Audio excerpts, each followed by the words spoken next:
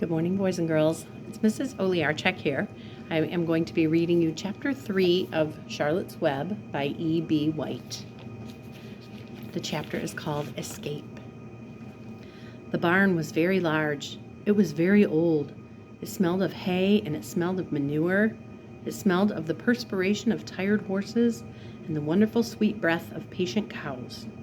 It often had a sort of peaceful smell, as though nothing bad could ever happen in the world. It smelled of grain and of harness dressing and of axle grease and of rubber boots and of new rope. And whenever the cat was given a fish head to eat, the barn would smell of fish. But mostly it smelled of hay, for there was always hay in the great loft up overhead. And there was always hay being pitched down to the cows and to the horses and to the sheep. The barn was pleasantly warm in winter when the animals spent most of their time indoors, and it was pleasantly cool in summer when the big doors stood wide open to the breeze. The barn had stalls on the main floor for the work horses, tie-ups on the main floor for the cows, a sheepfold down below for the sheep, a pig pen down below for Wilbur. And it was full of all sorts of things that you can find in barns: ladders, grindstones, pitchforks, monkey wrenches, scythes, lawn mowers, snow shovels, axe handles, milk pails, water buckets, empty grain sacks, and rusty rat traps. It was the kind of barn that swallows like to build their nests in. It was the kind of barn that children like to play in. And the whole thing was owned by Fern's uncle, Mr. Homer L. Zuckerman. Wilbur's new home was in the lower part of the barn, directly underneath the cows. Mr. Zuckerman knew that a manure pile is a good place to keep a young pig. Pigs need warmth, and it was warm and comfortable down there in the barn cellar on the south side. Fern came almost every day to visit him. She found an old milking stool that had been discarded, and she placed the stool in the sheepfold next to Wilbur's pen. Here she sat quietly during the long afternoons, thinking and listening and watching Wilbur. The sheep soon got to know her and trust her. So did the geese who lived with the sheep. All the animals trusted her. She was so quiet and friendly. Mr. Zuckerman did not allow her to take Wilbur out, and he did not allow her to get into the pig pen. But he told Fern that she could sit on the stool and watch Wilbur as long as she wanted to. It made her happy just to be near the pig, and it made Wilbur happy to know that she was sitting there right outside his pen. But he never had any fun, no walks, no rides, no swims. One afternoon in June, when Wilbur was almost 2 months old, he wandered out into his small yard outside the barn. Fern had not arrived for her usual visit. Wilbur stood in the sun feeling lonely and bored. "There's never anything to do around here," he thought. He walked slowly to his food trough and sniffed to see if anything had been overlooked at lunch. He found a small strip of potato skin and ate it. His back itched, so he leaned against the fence and rubbed against the boards. When he tired of this, he walked indoors, climbed to the top of the manure pile and sat down. Okay, I messed up there, so I'm going to keep going. He didn't feel like going to sleep. He didn't feel like digging. He was tired of standing still, tired of lying down. "I'm less than 2 months old, and I'm tired of living," he said. He walked out to the yard again. "When I'm out here," he said, "there's no place to go but in. When I'm out indoors, there's no place to go but out in the yard." That's where you're wrong, my friend," said a voice. Wilbur looked through the fence and saw the goose standing there. "You don't have to stay in that dirty little yard," said the goose, who talked rather fast. "One of the boards is loose. Push on it. Push on it, and come on out." "What?" said Wilbur. "Say it slower." At the risk of repeating myself," said the goose, "I suggest that you come on out. It's wonderful out here." "Did you say a board was loose?" That I did," said the goose. Wilbur walked up to the fence and saw that the goose was right. One board was loose. He put his head down, shut his eyes, and pushed. The board gave way. In a minute he had squeezed through the fence and was standing in the long grass outside his yard. The goose chuckled. "How does it feel to be free?" she asked. "I like it," said Wilbur. "That is, I guess I like it." Actually, Wilbur felt weird to be outside of his fence, with nothing between him and the big world. "Where do you think I'd better go?" Anywhere you like," said the goose. "Go down through the orchard, root up the sod, go down through the garden, dig up the radishes, root up everything, eat grass, look for corn, look for oats, run all over, skip and dance, jump and prance. Go down through the orchard and stroll in the woods. The world is a wonderful place when you're young." "I can see that," replied Wilbur.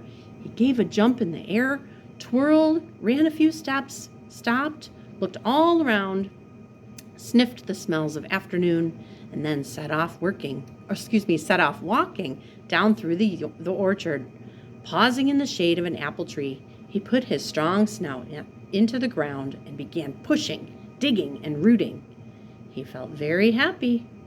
He had plowed up quite a piece of ground before anyone noticed him. Mrs. Zuckerman was the first to see him. She saw him from the kitchen window, and she immediately shouted for the men.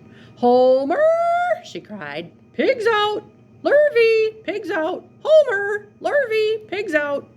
He's down there under that apple tree." "Now the trouble starts," thought Wilbur. "Now I'll catch it." The goose heard the racket, and she too started hollering. "Run, run, run downhill! Make for the woods!" she shouted to Wilbur. "They'll never, never, never catch you in the woods."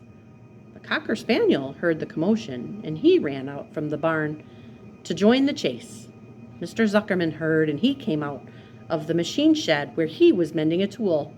Lurvy, the hired man, heard the noise and came up from the asparagus patch where he was pulling weeds.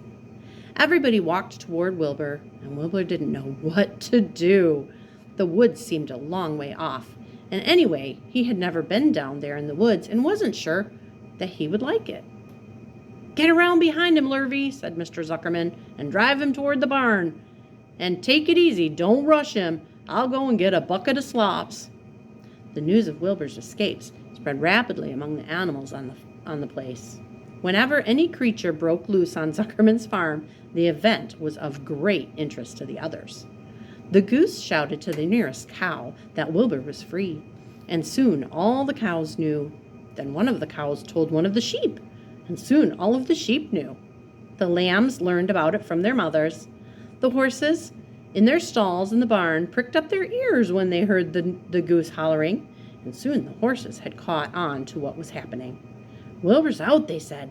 Every animal stirred and lifted its head and became excited to know that one of his friends had got free and was no longer penned up or tied fast. Wilbur didn't know what to do or which way to run. It seemed as though everybody was after him. "If this is what it's like to be free," he thought, "I believe I'd rather be penned up in my own yard." The cocker spaniel was sneaking up on him from one side. Lurvy, the hired man, was sneaking up on him from the other side. Mrs. Zuckerman stood ready to head him off if he started for the garden, and now Mr. Zuckerman was coming down toward him carrying a pail. "This is really awful," thought Wilbur. "Why doesn't Fern come?" He began to cry. The goose took command and began to give orders. "Don't just stand there, Wilbur. Dodge about, cried the goose. "Slip around, run toward me, slip in and out, in and out, in and out, make for the woods, twist and turn." The cocker spaniel sprang for Wilbur's hind leg. Wilbur jumped and ran. Lurvy reached out and grabbed. Mrs. Zuckerman screamed at Lurvy. The goose cheered for Wilbur. Wilbur dodged between Lurvy's legs. Lurvy missed Wilbur and grabbed the spaniel instead. Nicely done, cried the goose. Try it again. "Run downhill," suggested the cows. "Run toward me," yelled the gander. "Run uphill," cried the sheep. "Turn and twist," honked the goose. "Jump and dance," said the rooster. "Look out for Lurvy," called the cows. "Look out for Zuckerman," yelled the gander. "Watch out for the dog," cried the sheep. Listen to me, screamed the goose. Poor Wilbur was dazed and frightened by this hullabaloo. He didn't like being the center of all this fuss. He tried to follow the instructions his friends were giving him, but he couldn't run downhill and uphill at the same time. And he couldn't turn and twist when he was jumping and dancing. And he was crying so hard he could barely see anything that was happening. After all, Wilbur was a very young pig. Not much more than a baby, really. He wished Fern were there to take him in her arms and comfort him. When he looked up and saw Mr. Zuckerman standing quite close to him, holding a pail of warm slops, he felt relieved. He lifted his nose and sniffed. The smell was delicious. Warm milk, potato skins, wheat middlings, Kellogg's cornflakes, and a popover left over from the Zuckerman's breakfast. "Come, pig," said Mr. Zuckerman, tapping the pail. "Come, pig." Wilbur took a step toward the pail. "No, no, no," said the goose. "It's the old pail trick, Wilbur. Don't fall for it. Don't fall for it. He's trying to lure you back into captivity-ivity. He's appealing to your stomach." Wilbur didn't care. The food smelled appetizing. He took another step toward the pail.